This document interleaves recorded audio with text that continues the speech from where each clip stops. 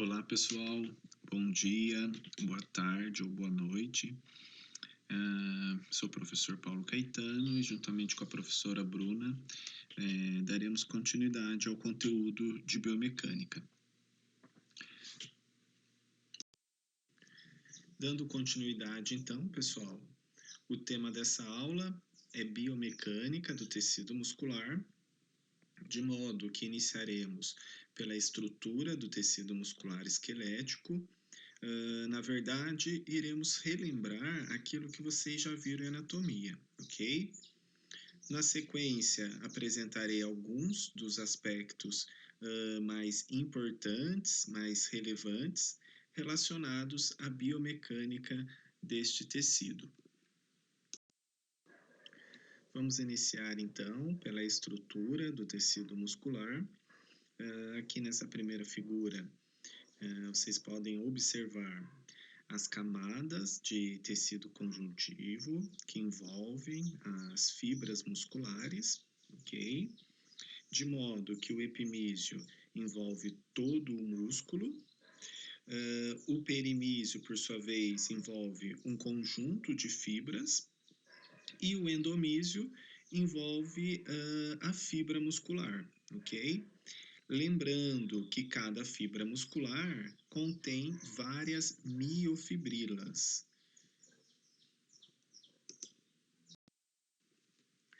Já nesta outra figura, pessoal, nós vemos outros componentes presentes na fibra muscular. Podemos ver, então, a membrana da fibra muscular, que é chamada de sarcolema, ok?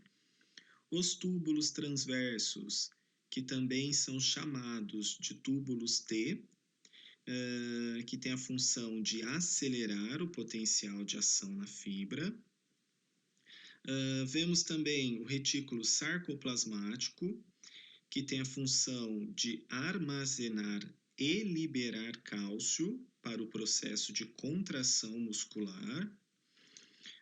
Além disso, podemos observar o sarcoplasma, que é o citoplasma da fibra muscular, e as miofibrilas, que compõem a fibra muscular, como comentei anteriormente. Aqui nesse slide, pessoal, coloquei para vocês uma figura do sarcômero, que é considerado a unidade funcional da miofibrila, ok? Ou seja, vários sarcômeros formam uma miofibrila. Na figura, vocês podem observar os principais componentes do sarcômero. Gostaria de salientar os filamentos de actina e miosina, de modo que a actina é o filamento fino e a miosina o filamento grosso dessa estrutura. Só para complementar o slide anterior, pessoal, nesta figura vocês podem observar os filamentos de actina e miosina ampliados, ok? Observem que presentes na actina, na estrutura da actina, estão a tropomiosina e a troponina. A tropomiosina tem a função de proteger os sítios da actina. Os sítios da actina só serão expostos, pessoal, se o cálcio se ligar à troponina.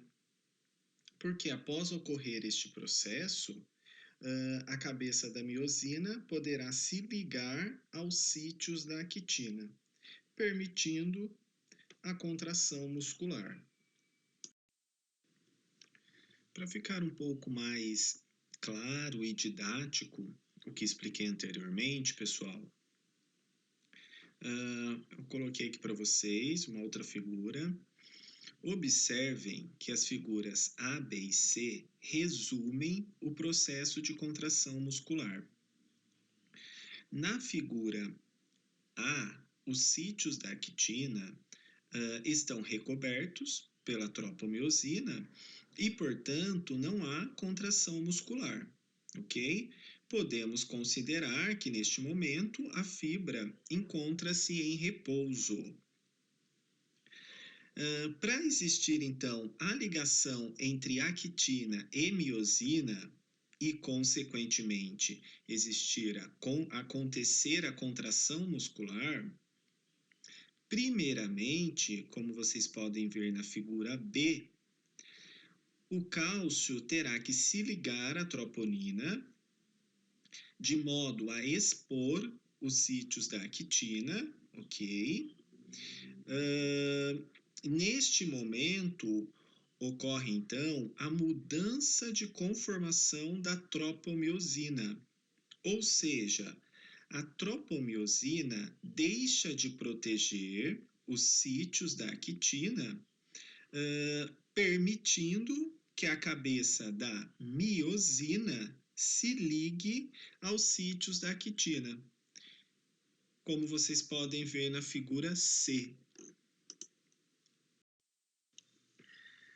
Quando pensamos em produção de força e contração muscular, pessoal, não podemos considerar apenas os componentes contráteis do músculo, porque também temos a contribuição passiva dos componentes elásticos do músculo, ok? Os componentes contráteis do músculo e que desenvolvem uma tensão ativa são a actina e a miosina, ok? E os componentes elásticos do músculo que desenvolvem uma tensão passiva podem ser divididos em paralelo, incluindo o endomísio, perimísio e epimísio, ok? E os componentes elásticos também podem ser divididos em série, incluindo os tendões. Para ficar mais claro a estrutura desses componentes, observem a figura. Temos então os componentes contráteis, como identifiquei aqui para vocês na figura.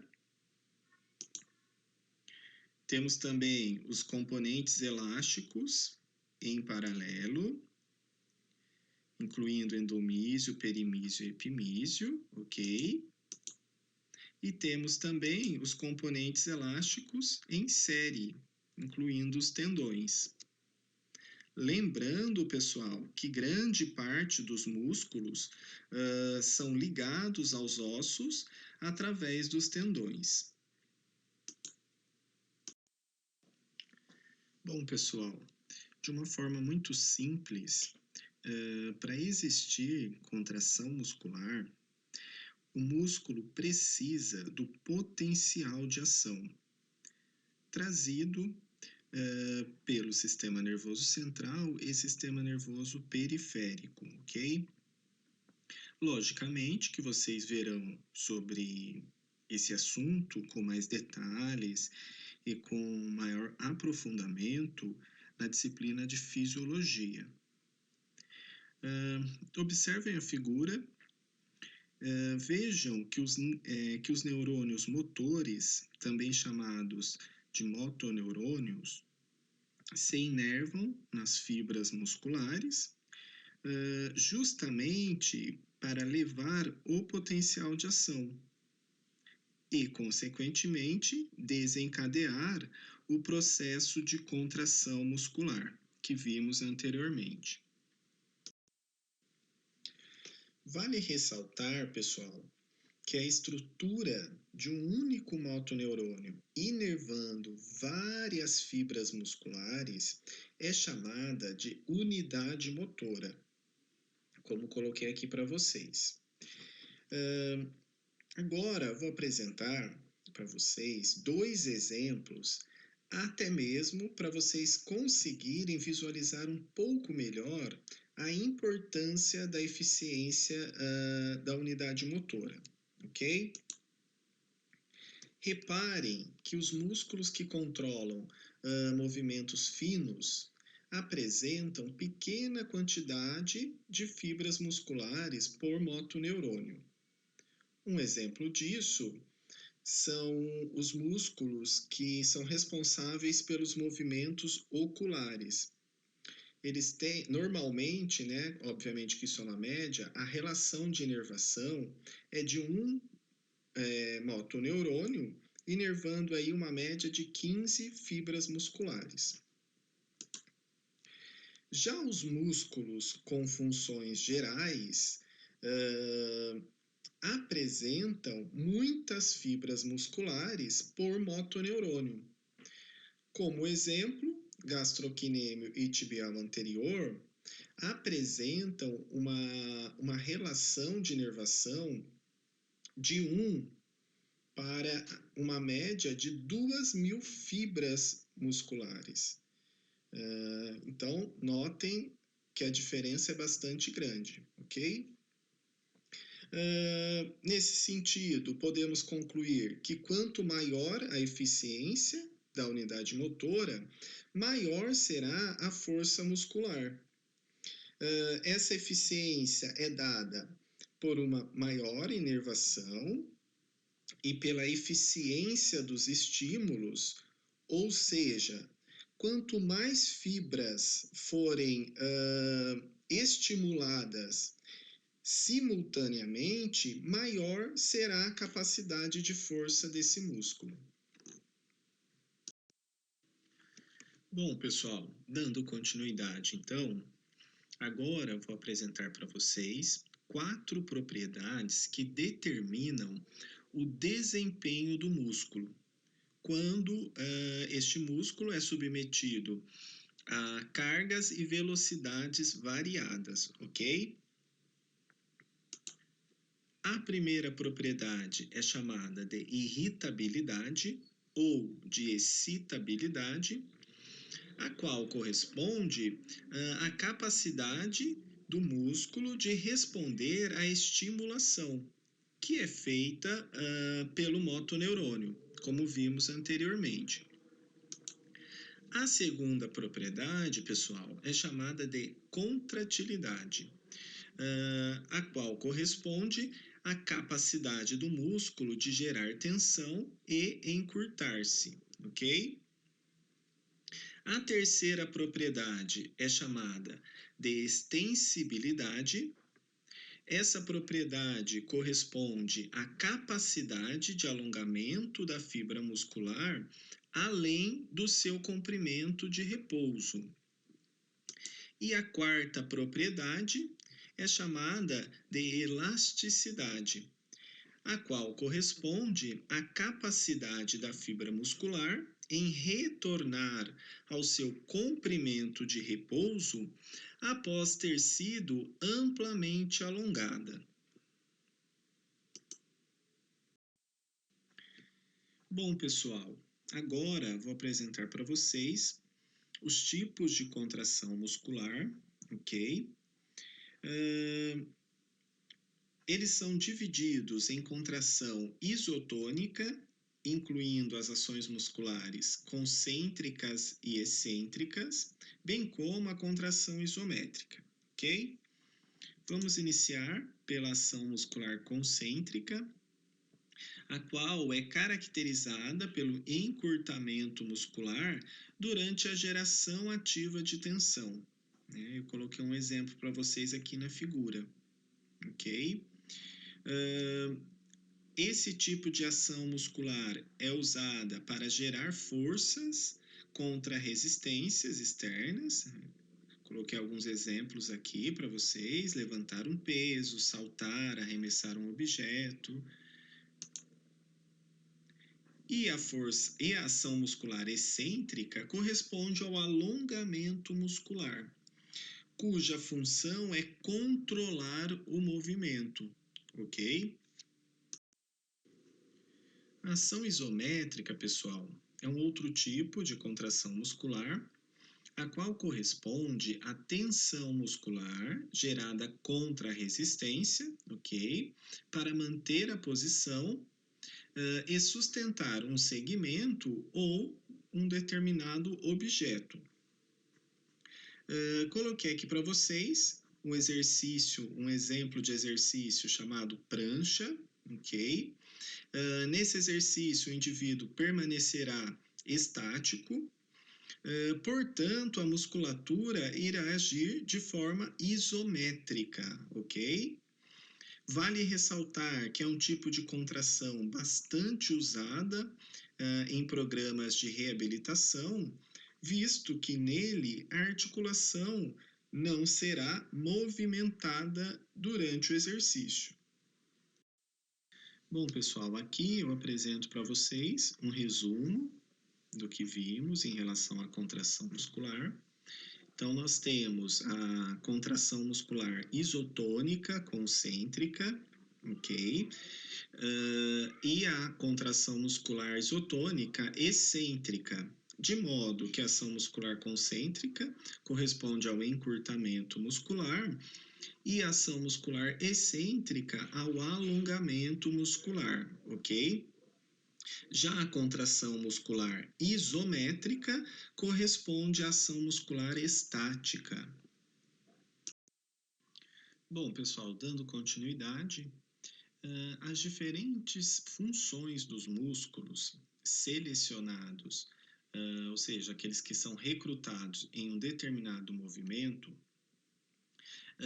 essas funções são classificadas em agonistas, antagonistas, sinergistas e estabilizadores, ok? Vamos iniciar então pelos agonistas. O músculo responsável pela realização do movimento articular é chamado de agonista ou de motor primário, ok?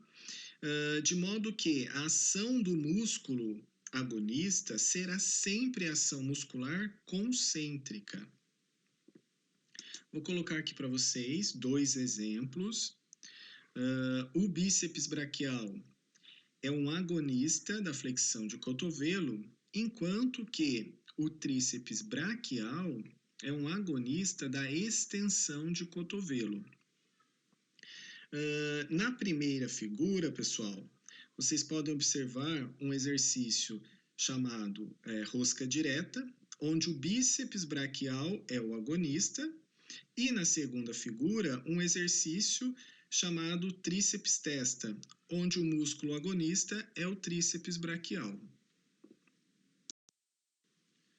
Já os antagonistas, pessoal, eles trabalham em oposição ao movimento articular, promovendo o movimento oposto aos agonistas. Portanto, durante a ação dos agonistas, a ação concêntrica, os antagonistas devem então relaxar, ok? Permitindo que o movimento ocorra. Vou deixar aqui para vocês 2 exemplos. O bíceps braquial é um antagonista da extensão de cotovelo, enquanto que o tríceps braquial é um antagonista da flexão do cotovelo, que é o exemplo que eu tinha mostrado para vocês, ok? Portanto, no exercício de rosca direta, o tríceps é um antagonista, e no exercício de tríceps testa, o antagonista será o bíceps braquial. Os músculos estabilizadores, pessoal, agirão de forma isométrica, visando manter um membro em movimento. Durante o agachamento, por exemplo, o reto do abdômen trabalha de forma isométrica para manter o alinhamento, a estabilidade da coluna vertebral, enquanto as articulações do quadril e do joelho se movimentam, ok? Portanto, os estabilizadores ajudam a evitar a movimentação indesejada dos membros durante o movimento. Um outro exemplo é a caminhada ou a corrida, quando o pé de apoio se encontra sobre o solo durante a caminhada ou a corrida, o glúteo médio se contrai. para manter a estabilidade da pelve. E também a estabilidade entre a cabeça do fêmur com o acetábulo, ok? Bom, pessoal, os músculos durante o movimento também podem ser classificados como sinergistas. A própria etimologia da palavra já nos ajuda a entender essa classificação. Porque sinergia refere-se à ação simultânea de dois ou mais componentes, ok? Portanto, um músculo pode ser classificado como sinergista quando sua força se adiciona ao de um músculo agonista. Como exemplo, coloquei aqui para vocês a flexão de cotovelo, onde o músculo agonista é o bíceps braquial, e um músculo que pode ser classificado como sinergista desse movimento é o músculo extensor radial longo do carpo.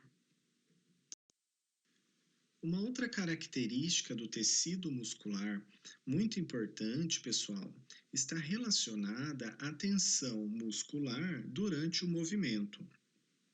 Observem a figura.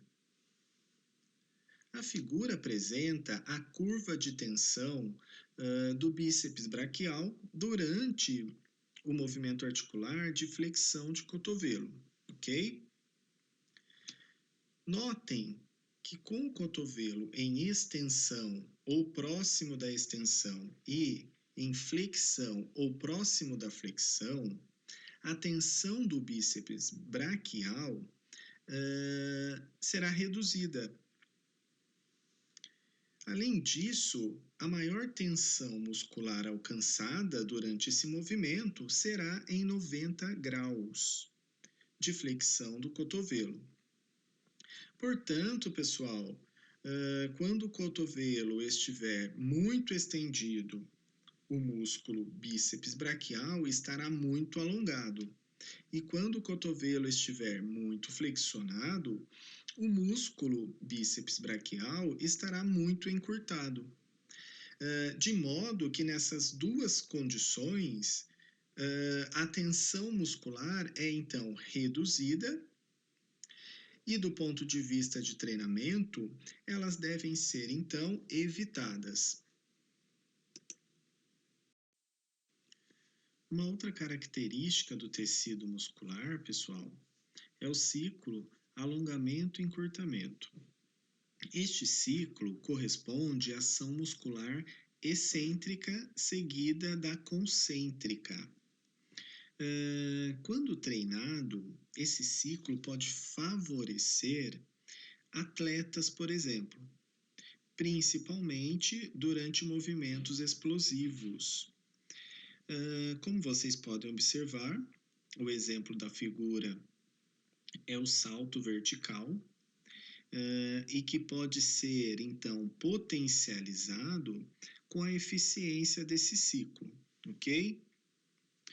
Vamos entender, então, como que ocorre esse ciclo.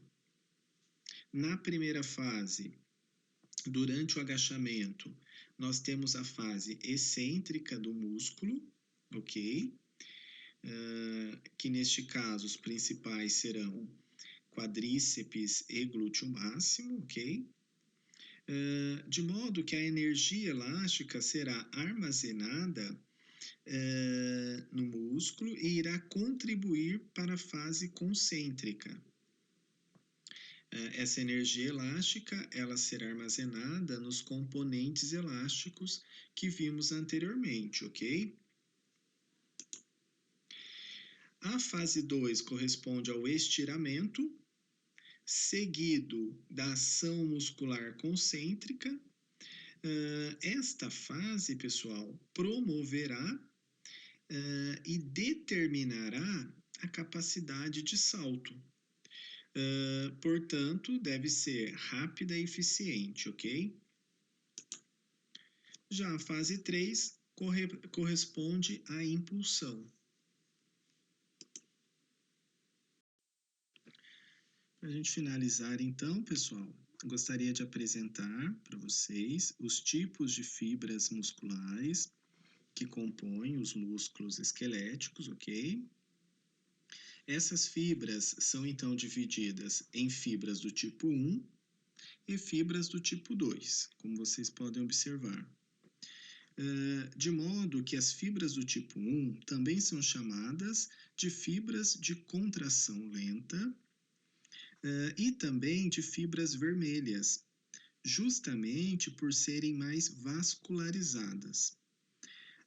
Enquanto que as fibras do tipo 2 são chamadas de fibras de contração rápida e também de fibras de força e fibras brancas, por serem menos vascularizadas, ok?